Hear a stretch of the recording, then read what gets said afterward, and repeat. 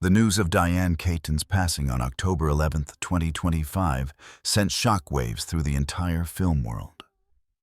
She departed in solitude, having battled her relentless illnesses.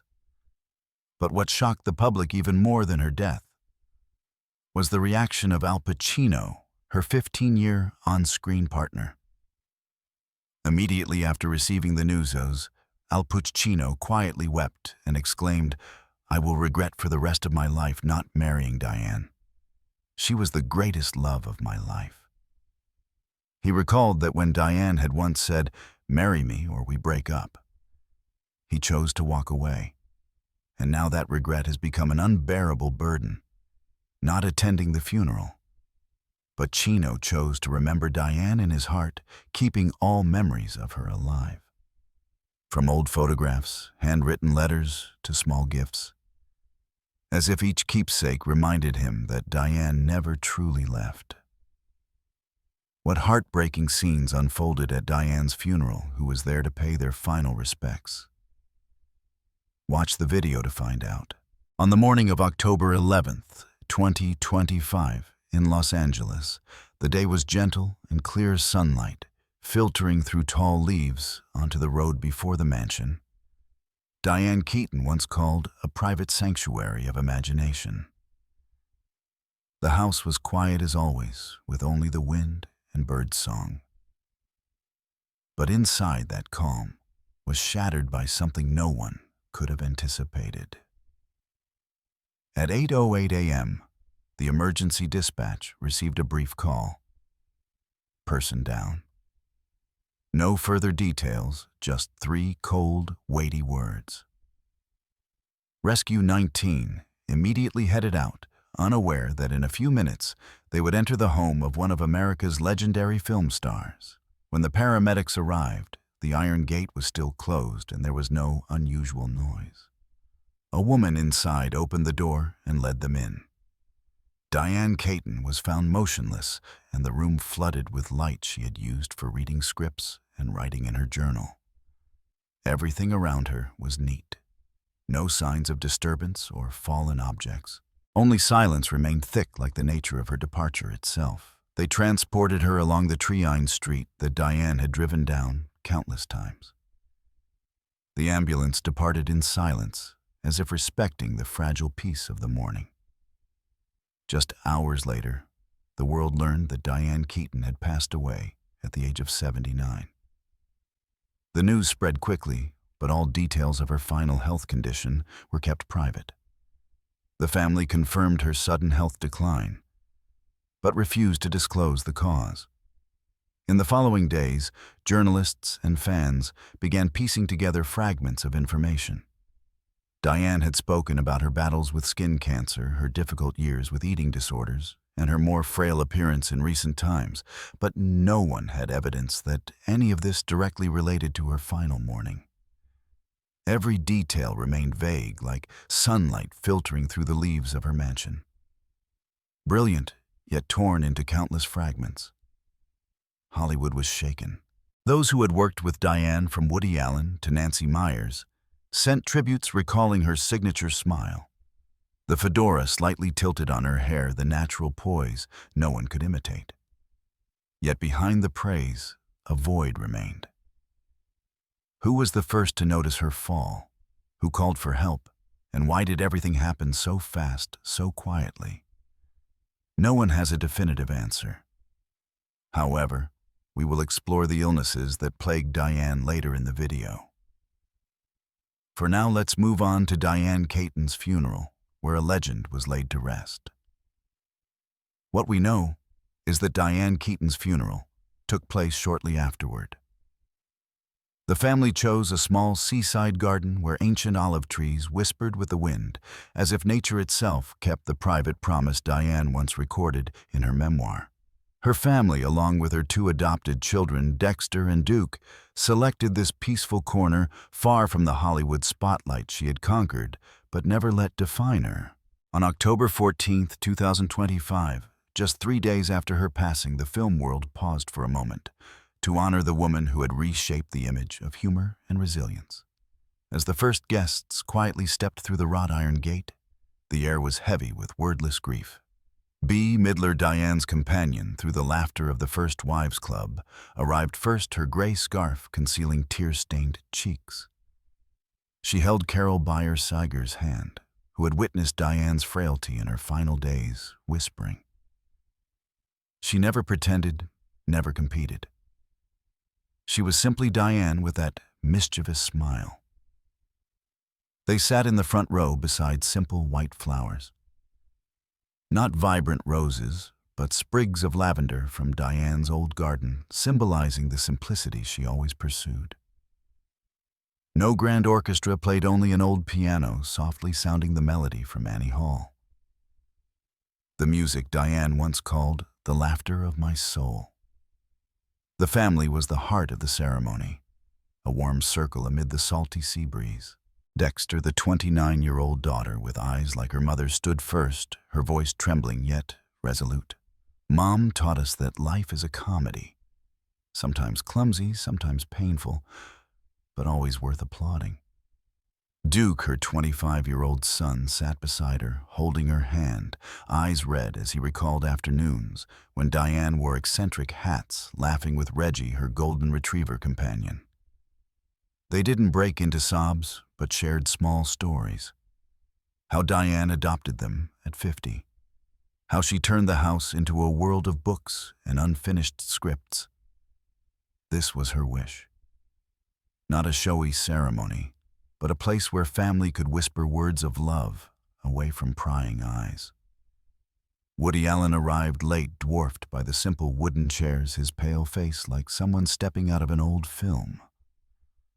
The man who created Annie Hall, with Diane the masterpiece that won her the 1978 Oscar, sat alone, a cigarette unlit in hand. When invited to speak, his voice was hoarse-sorrow. Diane was the embodiment of creativity. She didn't act. She lived with self-deprecating humor that only true geniuses possess. Those around nodded, recalling the complex but inspiring relationship between them. Films like Sleeper in Manhattan had portrayed Diane Keaton as unyielding, always challenging conventions. No arguments, only a quiet tribute to a woman who transformed fear into laughter. Also present were Francis Ford Coppola, who cast Diane as Kay Adams in the Godfather trilogy, stepping in with heavy steps as if carrying the legacy of the 1970s. He embraced Robert De Niro, a longtime colleague, before sitting. Everything about Diane was creativity, Coppola said in a brief eulogy, his warm voice echoing through the simple microphone. De Niro, eyes red, added, "I am deeply saddened and shocked. I cherished her, a kind woman in a chaotic world." They spoke of long nights on set where Diane not only acted, but encouraged everyone, turning tragic scenes into moments of humanity. The air seemed to thicken as everyone listened silently, like watching a classic film one last time. Two other figures attended, Reese Witherspoon and Goldie Hawn, representing the next generation, carrying wild flowers from fields Diane once loved. Witherspoon, whom Diane had mentored as a teen in Wildflower, spoke with a choked voice. She changed how we see women on screen. Smart, funny, and completely original. H, with a sad smile, held Jane Fonda tightly, whispering about book club gatherings where Diane was always the center, with quirky fashion and everyday stories. Michael Douglas, sitting in the back row, called the loss heartbreaking, praising Diane as one of the greatest icons. As the sun set behind the horizon, the ceremony moved to a memorial of her legacy. A large screen played clips. Diane in Something's Gotta Give, smiling brightly beside Jack Nicholson. Diane in Father of the Bride, embracing Steve Martin like a true mother. Each scene reminded attendees of her journey. From a girl in Santa Ana with Broadway dreams, through groundbreaking roles to a mother director and quiet advocate for mental health. Leonardo DiCaprio, sitting quietly, whispered to a companion. She was one of a kind, and I was honored to work with her. No raucous songs, only gentle piano notes, guiding people into reflection where sorrow blended with gratitude. However, the most special person to pay tribute to Diane was her former lover, Al Pacino. He was a longtime colleague and had been the great love of her life. Upon hearing the news of Keaton's passing, Pacino sank into a pain described by close friends as extremely profound and haunting. Their relationship began in 1971 on the set of The Godfather, where Keaton played Kay Adams and Pacino embodied Michael Corleone. Those years together, though full of passion and challenges, left an indelible mark on him. And now, that regret has become a dominating emotion. Close friends recounted that he wept the moment he received the news, hands trembling as he gripped the phone, unable to believe that the woman he had loved deeply and devoted his youth to remembering was gone forever. He sat quietly for hours, eyes fixed on old photographs on the table. Moments of Diane laughing on the set of The Godfather. Everyday smiles in Santa Ana that Pacino kept in albums, looking over them again and again in silence. Pacino never publicly issued a direct statement about Keaton's passing. Instead, his closest friends revealed that he was in deep anguish and regret for not proposing when the opportunity was in his hands. "Marry me or we break up," Keaton had said. Pacino chose to walk away, and now after her death, he realizes that opportunity was lost forever. Friends described him repeatedly saying, "If it's destiny, it's never too late for a second chance." But sadly, now it's too late. Pacino's regret was not only a personal pain, but also a tribute to someone who had brought balance and peace to his life. In previous memoirs and interviews, he had confessed, "Being with Diane was very much about a sense of peace and comfort. I found a type of comfort that lets you feel and think with the world." Now memories of her smiles afternoons on set and ordinary moments spent together have become the only treasures he keeps. Pacino did not attend Diane's funeral. Friends explained that the pain was too great for him to cross the gate. He wanted to remember Diane in his own heart, keeping her image alive forever in his mind. He wanted everything about Diane to remain intact, as the memories he cherished unaltered by the funeral or the curious eyes of the public. The image of Keaton, with her mischievous smile and open heart, remained vivid in Pacino's mind, transcending any ritual or farewell. In the days following her death, Pacino spent hours revisiting old photographs from The Godfather, Parted 2 and Part 3, where their love was most intense. A close friend revealed that he was haunted by memories, quietly recalling the years they shared, from exhausting shoots to the simple everyday moments that Keaton always knew how to turn into unforgettable memories. That unfinished love has now become a lifelong regret. He opened her old notebook, flipping through handwritten pages of scripts, small notes in blue ink, even little jottings about daily life. On one occasion, he burst into tears upon seeing Diane's words, "Don't forget to smile even when the world is against you." He also kept a silver bracelet Diane had given him for Christmas in 1975. Each time he looked at it, Pacino seemed to hear her warm, mischievous voice echoing in his memory. In 2017, at the AFI Lifetime Achievement Award for Keaton, Pacino delivered an emotional tribute. "I will love you forever." Now those words resonate as a belated farewell, emphasizing that to him, Diane was not just a star, but the greatest love of his life, an irreplaceable part of his soul.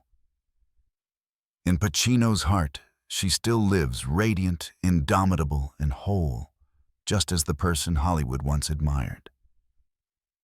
Despite her illustrious and successful career, Diane endured extremely fragile health in her final days. In the last months of her life, Diane Keaton quietly faced a sudden decline in health, shocking friends and fans alike. Her medical history noted 2 major battles: skin cancer and bulimia. From the age of 21, she faced basal cell carcinoma, a hereditary disease that had affected her aunt, father, and brother. Around 2014, she underwent 2 surgeries to remove squamous cell carcinoma on her cheek, a challenge that made her an ardent advocate for sun protection. It has pursued me all my life, which led friends to worry that long-term after effects may have contributed to her frailty, especially as her body appeared very thin and fragile in her final weeks. As Carol Bayer-Sager described after meeting her in Palm Springs, bulimia was another painful chapter in Keaton's life. Beginning in the 1970s, when the pressure to lose weight for the Broadway musical Hair pushed her into uncontrollable eating habits, she once consumed up to 20,000 calories a day. Fried chicken, French fries, sweets, then purged a habit she called an addiction and the lowest point of my life. Weekly therapy helped her overcome it, but she always considered herself a recovering addict. Although the disorder did not publicly recur, it left a deep mental mark, causing her to live in isolation during her early career. Friends speculated that the psychological aftermath may have made her more vulnerable when her health declined in old age. The sudden decline became noticeable in the final months of 2025, shocking those around her. Carol Bayer-Sager, a close friend, met Keaton in Palm Springs after the January 2025 wildfires and was stunned to see her unusually thin. She was still smiling, still humorous, but looked very frail. Others also noticed she had stopped her favorite habits, such as daily walks with her golden retriever Reggie. The last image she posted on Instagram a few weeks before her passing. An anonymous friend said Dianne didn't want anyone making a fuss. She kept it private as if she didn't want us to worry. Fans began to notice worrying signs from Keaton's rare appearances. A post from an entertainment news account described Dianne looked exhausted, pale, much thinner than before. Another unusual sign was her decision to sell her dream home in Los Angeles for $29 million in March 2025. This house, where she had lived since 2017 and had written a book about, symbolized her passion for architecture and family stability. Friends viewed the sale as unlike her, suggesting that her health or mental state had led her to change her lifestyle. She loved that place, always said she would live there forever with Dexter and Duke. A source shared this decision along with her reduced public appearances, suggested she may have sensed her body weakening, but chose to face it alone. On the morning of October 11th, the Los Angeles Fire Department was called to her home at 8:08 a.m. for emergency medical assistance. She was transported to the hospital, but did not survive. Dianne Keaton passed away on October 11, 2025, in Los Angeles at the age of 79. Her passing left a huge void in the hearts of fans and the film industry. Her legacy will be forever remembered through her iconic roles and tireless contributions to the arts. Additionally, for many years, people have wondered why Dianne Keaton never entered into marriage despite having passionate relationships with many talented men from Woody Allen to Warren Beatty. It was the nearly 15-year love affair with Al Pacino that left a profound mark haunting her, and ultimately leading her to remain single. The passionate yet tragic relationship with Pacino not only shaped her heart, but also became the reason she declined proposals, as if her heart had been entirely given to one person and could not open again in the twilight of her life, when she passed on October 11th, 25. This love story remained an unfinished melody, echoing through stories and memories. They first met in 1971 on the set of The Godfather, where Keaton, a rising Broadway star, played Kay Adams, the patient wife of Michael Corleone, portrayed by Pacino. From the very first glance, Keaton was captivated by Pacino, a man with crazy beauty and explosive energy, like fire. She once said that Pacino was everything to her. from endless evenings of conversation to emotionally charged, silent moments on set. Their love ignited during the filming of The Godfather Parte 2, 1974, when they found harmony in art and big dreams. They strolled the streets of New York hand in hand as if the world of Hollywood were merely a backdrop for their own love story. Their relationship spanned the 1970s and 1980s. But it was not a smooth line. It was a passionate tango, interspersed with breakups and reconciliations, like scenes reshot for perfection. Keaton, with her open heart, loved Pacino sincerely, from laughing at his jokes to quietly sitting by his side, listening to him analyze Shakespeare. Pacino, with his free-spirited nature and career obsessions, brought both joy and pain. He is a lost genius, and I wanted to be his guide, she once wrote in an unpublished letter, later revealed by friends. Yet that freedom also made her yearn for something Pacino could not provide, a permanent promise. During those years, Keaton began dreaming of a family, a home where she could be herself without a stage hat or spotlight. She shared with people in 2017 in Teen that she wanted a house with children's laughter, a dream she hoped Pacino would help build. But Pacino, despite loving her deeply, was obsessed with his career and unbound lifestyle. On evenings by the fireplace, Keaton would hold his hand quietly, asking about the future only to receive hugs and vague promises. "He loves me, I know, but he can belong to no one," she confided to a close friend, voice full of regret. Those moments were etched into her heart like a sweet wound that never healed. The climax of their love came during the filming of The Godfather, Part 3, 1990. The final film bringing them back as Michael and Kay. The set was full of emotion, with scenes that made Keaton feel as if she were reliving their love. She hoped this would be a chance for Pacino to change to build a future together. But when she issued the ultimatum, "Marry me or we break up," Pacino, though pained, chose to walk away. "I was too young, too busy with work." He later confessed to a close friend to the Daily Mail. Keaton, with a broken but resilient heart, decided to end the relationship. "I loved him completely, and that was all I had," she wrote in her diary.